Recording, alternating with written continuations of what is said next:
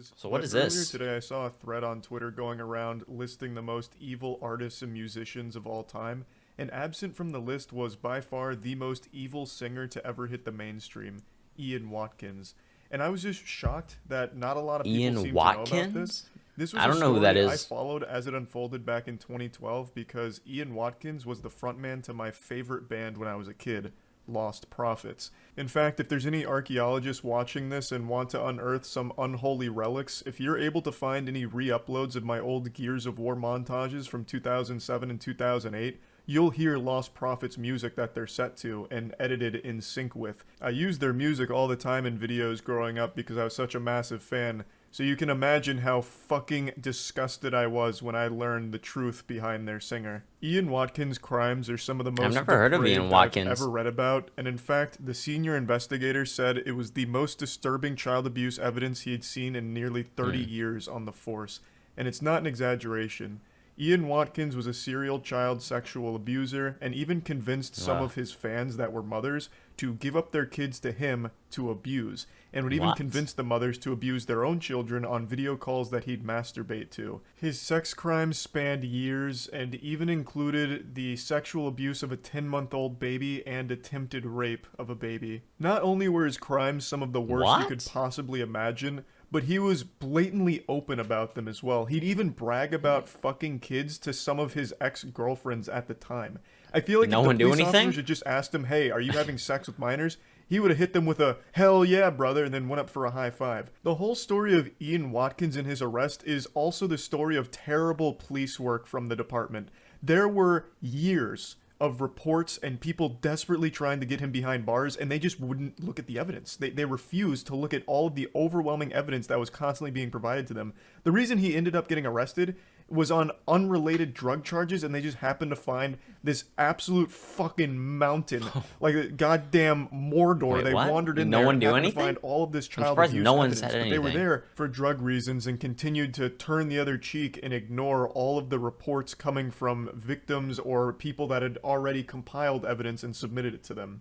Now, like I said, he wasn't very secretive with what he was doing. He wasn't exactly like some kind of cunning, sly criminal mastermind. He was very open with the fact that he was a pedophile. Just look at this excerpt here. Look at one of the passwords he'd use for his computer. Ian Watkins is a sick psychopath who's currently serving 35 years in jail, which isn't nearly 35? enough for his crimes. What? And he's not remorseful about it either. Like, just read this quote here, where he said he did it for the mega lols, talking about abusing and raping kids. So anyway, My after reading God. that Twitter thread about evil artists and musicians, I really think it's worth talking about this guy and his history, since it seems it flew under the radar for a lot of people. So I'm just going to give a brief summary of everything Ian Watkins and Lost Prophets related. As I mentioned at the beginning, they were my favorite band when I was a kid. Before I even got into rock and metal, like with the other mainstream bands, I was listening to Lost Prophets. You know, this is way back in the day, but there was something called Pixo, which allowed you to make your own websites easily. And when I was in 4th grade, I made my those own still exist Pixo today. website called coldflames.pixo.com. Don't even bother searching for it. It's dead and buried 6 feet under, went straight to hell. Not even on archive.org.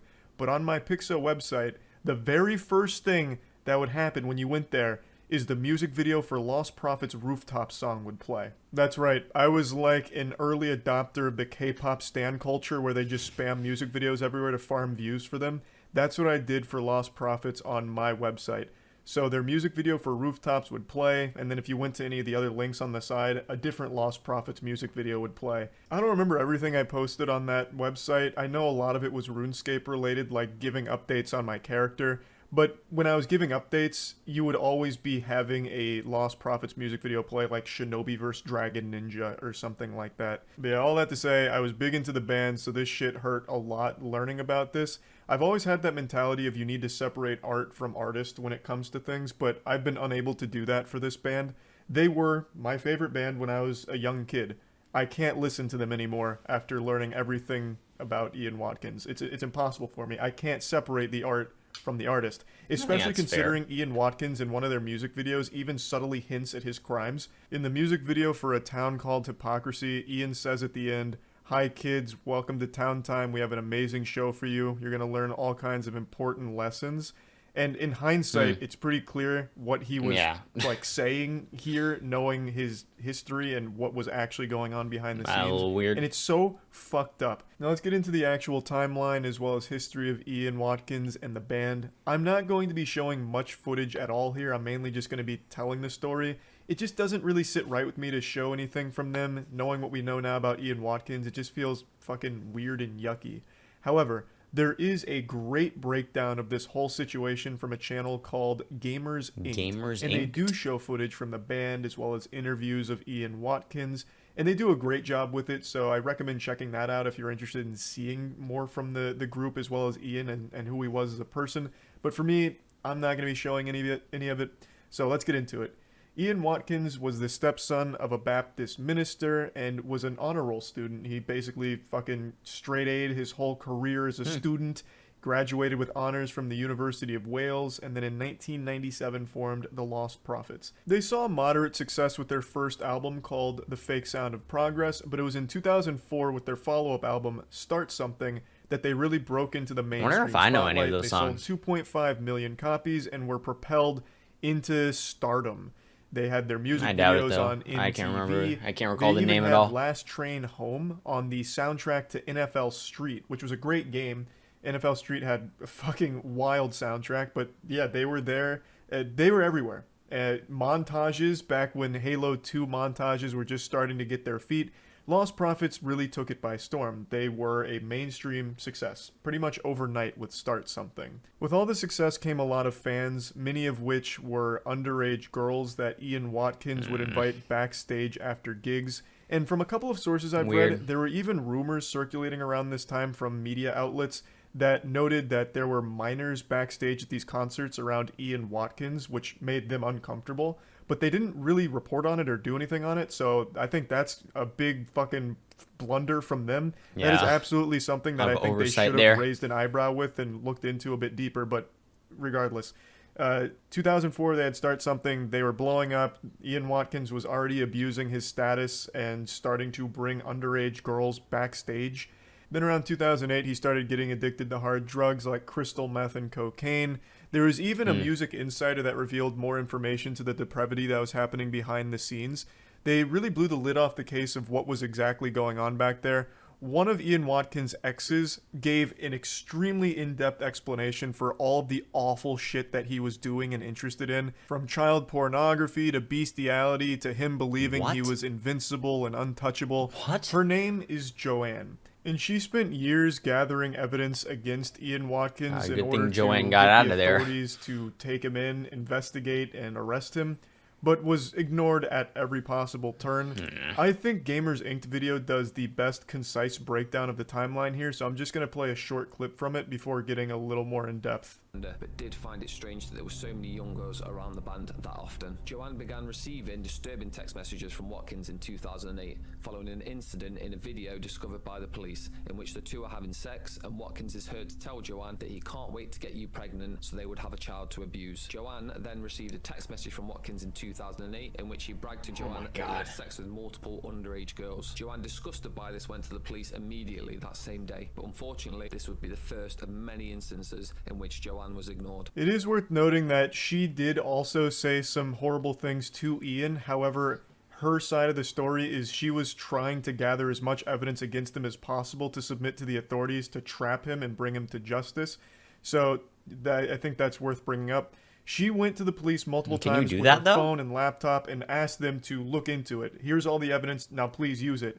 And they never did. I don't know what their excuse was for not Yeah. investigating further. Maybe because she was a sex worker for a time, so they didn't take her seriously, but they just wrote her off as an angry ex.